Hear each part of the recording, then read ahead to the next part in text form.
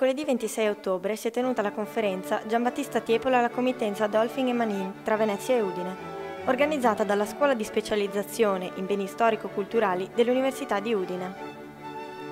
Sono intervenute la direttrice della scuola, Caterina Furlan, Liliana Carnielutti, autrice di numerosi studi sulla storia e sull'istituzione di Udine del Friuli, e Linda Borean, docente di storia dell'arte moderna all'Ateneo Friulano.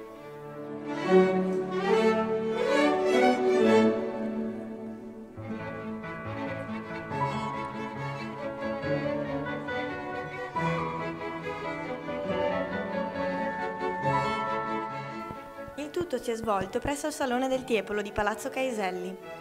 Quest'ultimo fu acquistato a metà del 1600, insieme a diverse abitazioni, dai conti Caeselli, di origine bergamasca, che giunsero a Udine a inizio secolo, col fine di accrescere i propri traffici finanziari e mercantili, già ben avviati in diverse zone del Friuli, oltre che in Veneto e Lombardia.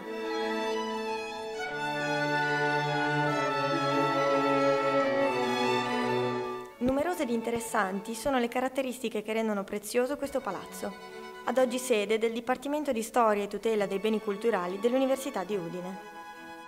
Un filo conduttore ed uniformatore del palazzo è rappresentato dal gusto seguito nella scelta dei colori improntati alle tinte chiare e luminose. Poetiche pennellate rosate caratterizzano i marmorini che virtuosisticamente compongono la volta della sala del Tiepolo, di gusto rococò, sotto la cui ampia balaustra si rivolgono allo spettatore mascheroni di mostruosi esseri mitologici.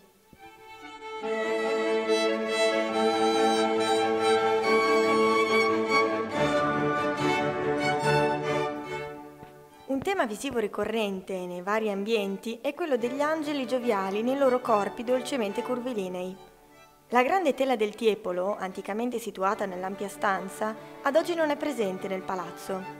Intitolata La nobiltà e la virtù che trionfano sull'ignoranza, raffigura le personificazioni della sapienza e della fortezza, circondate da volteggianti amorini.